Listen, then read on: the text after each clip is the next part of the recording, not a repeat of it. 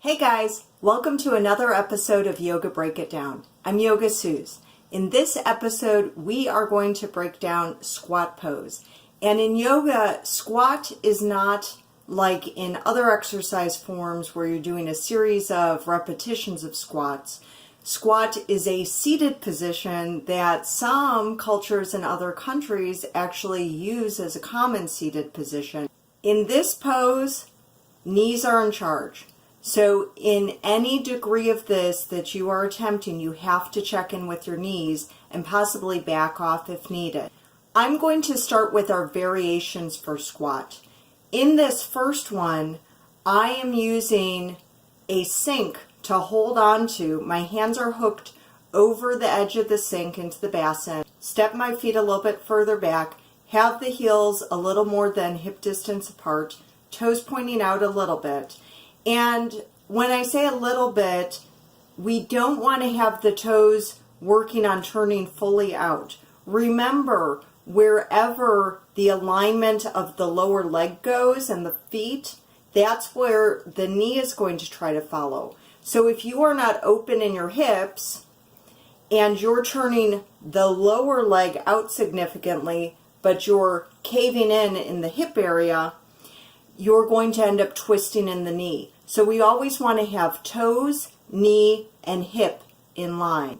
So when you're deciding how much to turn the feet out, most of us are not fully open in the hips. Our hips are not fully rotated open. We're not doing side splits. So we're going to then turn our feet just a little bit out so that then the lower leg rotates a little bit out and the knee can point a little bit out. We're not going to have the feet pointing straight forward though, because we are going to have some rotation open of the hips. Once you have the feet in position, knees are bending, pointed out to the side a little bit, we're going to start to lower the pelvis. You're a distance from the sink so that you are able to lean back and your arms are going to fully elongate. You're going to sink the pelvis down a little bit. The knees are going to start to bend. Tendency is that the knees want to fold in towards the center. So you need to actively sink down through the feet, rotate the hips open, and extend your knees away from each other the entire time. Your pelvis may not lower far. You may be around knee height with the hips or pelvis, maybe a little higher, or you may end up being able to sink significantly down. If you're too far back, that's going to limit how far you can lower the hips. So if the knees are okay with it and you feel like you are stuck out of position, not ability in the knees, scoot your feet just a smidge closer to the sink so that then the hips can lower further. And in this example, I am demonstrating sinking the hips as far down as I can, which may or may not be your target. As with many poses that we do, if you feel a degree of comfort here, feel free to practice this while you have your radio or TV on so that you can listen to something and get lost in it as you sink into this pose. Since we're practicing this one at a sink, this could easily be done before or after you're washing dishes, or if you're in the bathroom before or after brushing your teeth, or some type of bedtime or morning routine. This next variation is similar to the one we just did, but instead of using the sink, I'm using door handles and holding on to each side of the door handle.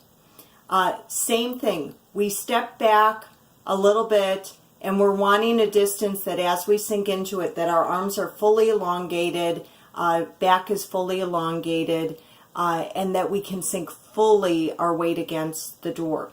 So if you have concern of pulling the door off the hinges, you may opt for the sink if that is more secure in your home where you're practicing. All other alignment in this pose with the door would be the same as with the sink, and your adjustments of the feet a little bit closer or further away as needed to be able to sink into the squat as deeply as is comfortable for your knees. So the knees are in charge, but we're working on a hip opening, so you may feel this in the hips or into the inner thighs deeply. Remember to continue to extend the knees out away from each other. When your knees fall in towards each other, it's not just preventing you from going into the hip opener that we're wanting to achieve. Also, when the knees move into each other, it's moving you more into a rounded pose overall. So your back is going to start to round and your shoulders are going to rotate inward. So as the pelvis sinks down, you want to draw the vertebrae forward and envision aligning each of your vertebrae up in a nice straight line up towards the ceiling.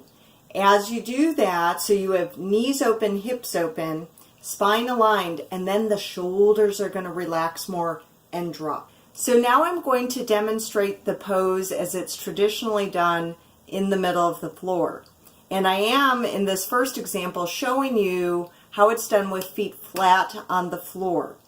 As you will see, I do not lower very much. I lower less than I was able to with the assistance of the sink and the door. So this is as far as I go. And also, my torso is leaning forward significantly. When you're in squat in the middle of the room, not using the assistance of the sink or the door, I'm going to recommend that you place your hands in prayer pose, align the elbows along the inside of your knees or legs, basically that point right above the knees so it's not directly on the knee. And you're going to work first, feet sinking down, encouraging the hips to rotate open, knees moving apart. So you're doing that with the lower body already, and this is going to be a secondary assistance where you start to push the elbows into the knees, and then you work on lowering the hands and wrists, ideally until the wrists are in line with the elbows. This means that you have maximum length, maximum distance from elbow to elbow. Unlike when the hands are up, that means the knees are closer together, leaning in towards each other. I will not lie, you will feel a significant stretch in the hips and inner thighs when you have this sort of yoga jack assisting you. If you're able to, once you have the arms in their assistant position, you want to stay in the pose a little bit longer, focusing on sinking the pelvis down, relaxing the hips open, allowing the knees to move further apart, feeling the connection of the ball and heel of the foot to the floor, aligning your spine, relaxing the shoulders, similar as we did in the assisted poses. But this may not be a possibility as it is more challenging in the middle of the room. I demonstrate the squat with my feet flat on the floor because that is the traditional pose, and you can see my struggle and limitations in it.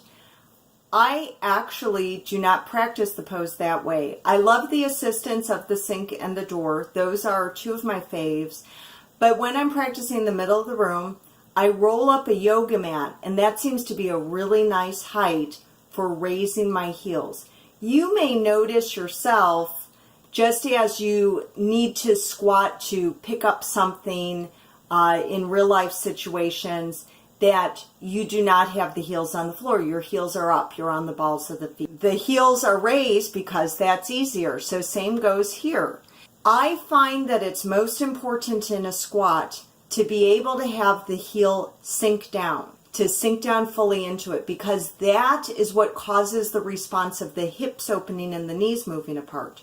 When we try to do this squat without the heels on the floor and they're just floating in midair, we're not going to get the full benefit of the squat. So I either recommend practicing in the middle of the room, as I just demonstrated, feet fully on the floor, regardless of how little you can lower your pelvis, or using this next option. I have my heels at the edge of the mat, but enough inwards so that I'm not sliding off the edge of the mat. So as far to the edge of the mat as you can have the heel even on the mat still. Turning the feet out to your diagonal. With the degree that you're turning the feet out, I'd recommend no more than halfway to the straight out point. Probably those who have a degree of flexibility in their hips are going to be about halfway. And those of you, again, who cannot straighten the arms when we're using that prop, would be closer in. So just ever so slight turning out. So same thing as in the other variations. You want the pelvis to sink down. We're going to place our arms in position. We're going to speak to our hips and to our knees and encourage them to open up. We're going to lower the wrists down. We're going to feel the elbows press against the inner legs.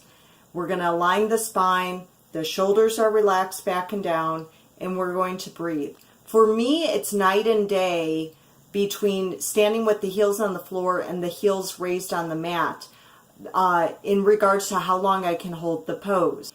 When I have my foot fully on the floor, I can only take a few breaths into this pose. When I have my heels supported by the yoga mat, I can stay here for a good 30 seconds at least, possibly longer.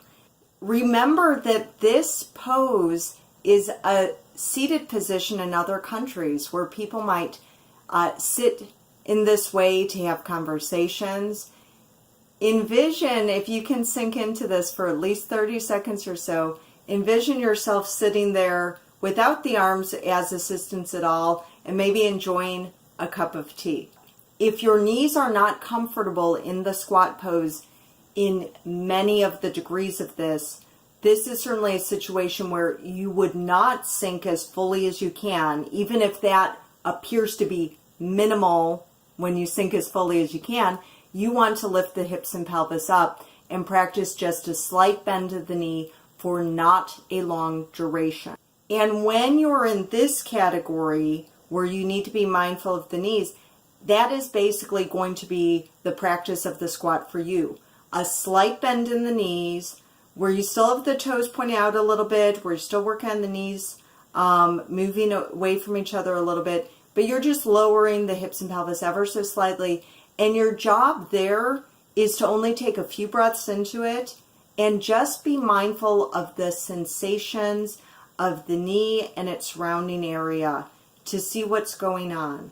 In life, in our days, we do need to bend our knees while standing to some degree. When we're walking up the stairs or down the stairs, when we're walking at all, when we're moving to pick things up, it'll involve a bend in the knees. So for you, if you are challenged with discomfort in your knee, you are using this more as a mindfulness exercise, putting yourself in a bent knee position where it's even on both sides, where you're not leaning into one side more than the other, and to just sort of notice what is going on in your knee. Notice if there's more discomfort in one knee than the other.